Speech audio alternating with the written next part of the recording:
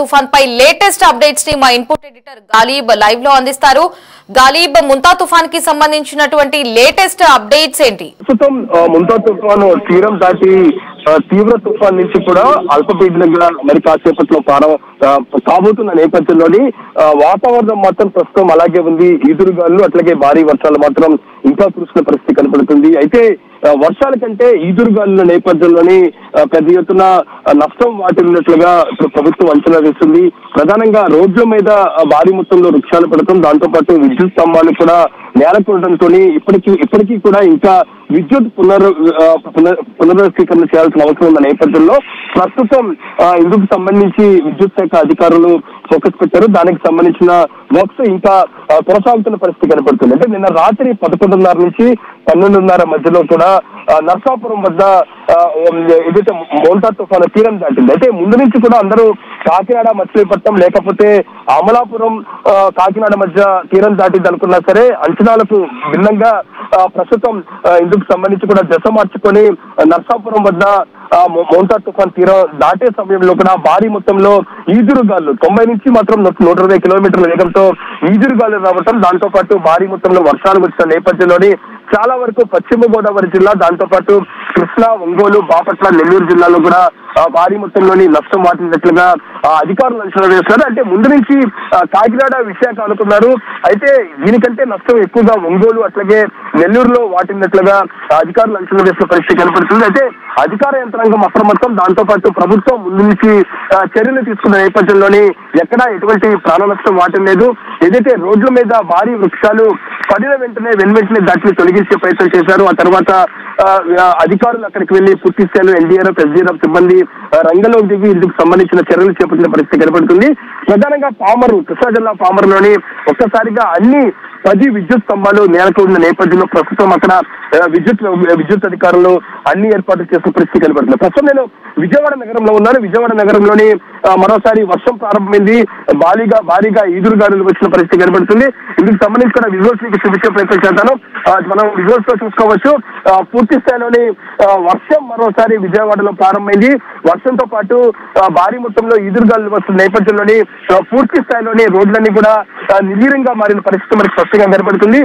ఈ రోజు కూడా విజయవాడ నగరంలోని అన్ని దుకాణాలకు సెలవు ప్రకటించారు. దాంతో పాటు స్కూల్స్ కూడా ఈ రోజు సెలవు ప్రకటించిన పరిస్థితి ఉన్న నేపథ్యంలోని రాష్ట్ర వ్యాప్తంగా అన్ని స్కూల్స్ కూడా ఈ నెల 31వ తారీఖు వరకు కూడా సెలవులను కొనసాగించారు.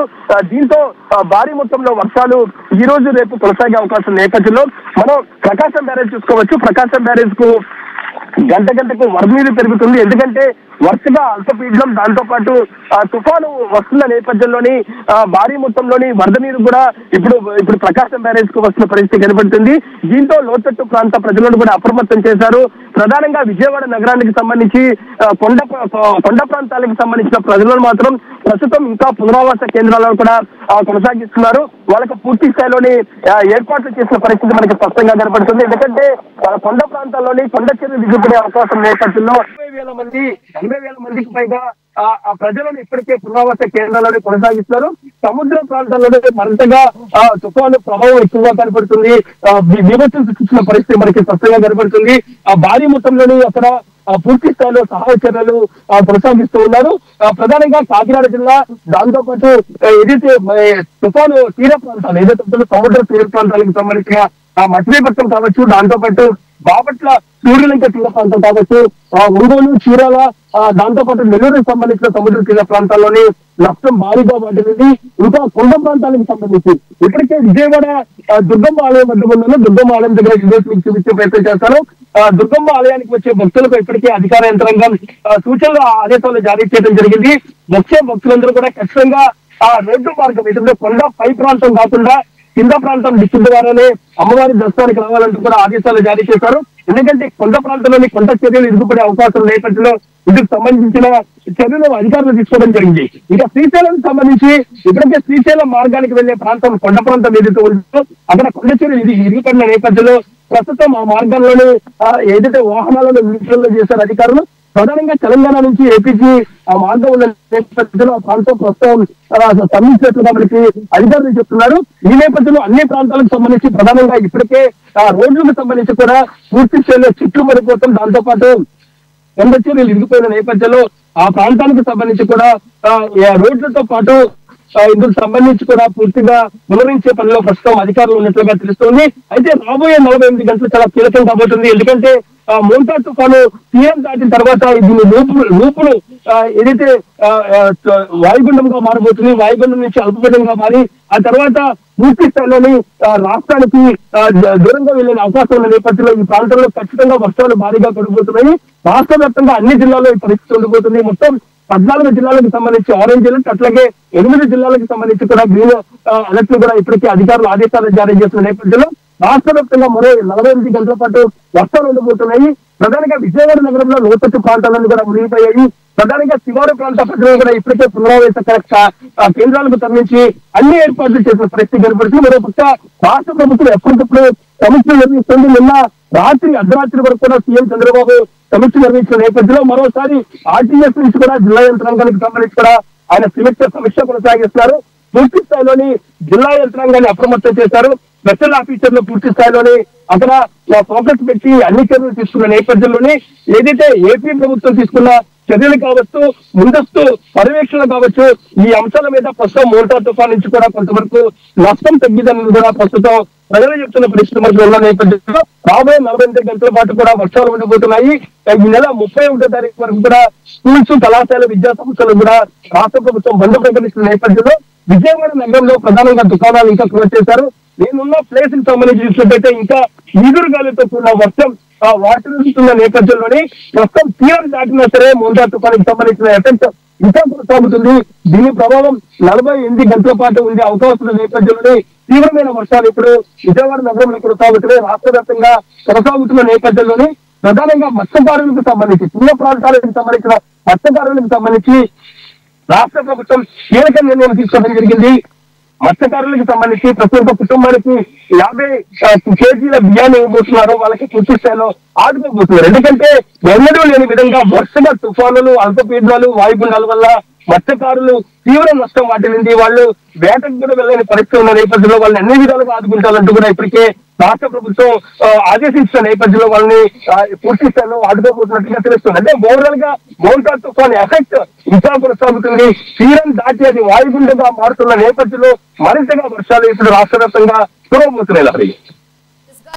విజయవాడ వ్యాప్తంగా పలు ప్రాంతాలైతే నీట మునిగాయి. ఈ రోజు ఉదయం కూడా మనం చూసినట్లయితే ముఖ్యంగా బస్ స్టాప్ ప్లేసెస్ లో కూడా వాటర్ స్టాగ్నెంట్ అవ్వడం వల్ల ఎవరిని కూడా అటువైపు రానివ్వనటువంటి పరిస్థితి. మరి విజయవాడ వ్యాప్తంగా ఎలా ఉంది పరిస్థితి? వాటర్ ఇంకా స్టాగ్నెంట్ గానే ఉందా, లేదంటే వాటిని క్లియర్ చేశారా అధికారులు? అంటే విజయవాడలో పలు ప్రదేశాల్లో రాత్రి చెట్లు కూలిన వెంటనే ఇటు పోలీసుల ఆదేశాల మేరకు ఎస్డీఎఫ్ సిబ్బంది ఆ చెట్లు తొలగించారు. అది కొన్ని ప్లేసులు ఏదైతే ఉందో బస్ స్టాండ్ లాంటి ప్లేసుల్లో కూడా వాటర్ నిల్వ ఉన్న నేపథ్యంలోనే కొంచెం జిల్లా కలెక్టర్ లక్ష్మీసా, అట్లాగే మున్సిపల్ కమిషనర్, మరోపక్క ఇన్ఛార్జ్ మంత్రి సత్యకుమార్ యాదవ్ కూడా నగరంలో పర్యటించారు. ఆ ప్రాంతానికి సంబంధించి కూడా పరిస్థితిని పరీక్షించడంతో పాటు వెంటనే వాటర్ స్టోరేజ్ ప్రాంతాన్ని పూర్తిగా బయటకు తీసుకురావడంతో పాటు మరోపక్క లోతట్టు ప్రాంతాలు, ఎందుకంటే ఇలాగే వరుసగా వర్షాలు పడుతున్న నేపథ్యంలో ప్రస్తుతం వరద వస్తుంది.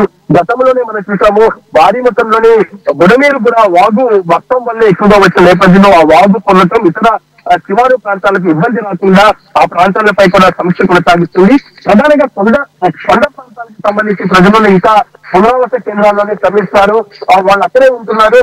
అయితే వర్షం మరీ ఇంకా ఉన్న నేపథ్యంలోనే దాంతో పాటు ఈదురు గాలులు కూడా ఇంకా వచ్చిన నేపథ్యంలోనే అక్కడ ప్రజలను అక్కడే ఉంచితే కనుక ఇళ్లలోకి అనుమతిస్తే మాత్రం మరింతగా గతంలోగా ఇల్లు కొట్టుకుపోవడం, దాంతో పాటు ప్రాణాపాయ పరిస్థితులు ఉండే అవకాశం ఉన్నట్లుగా ప్రభుత్వం భావిస్తుంది. ప్రస్తుతం పునరావాస కేంద్రంలోనే విజయవాడ నగరంలోని సంబంధించిన కొండ ప్రాంత ప్రజలు ఉన్నారు. శివారు ప్రాంత ప్రజలు కూడా ఉన్న పరిస్థితి కనబడుతుంది.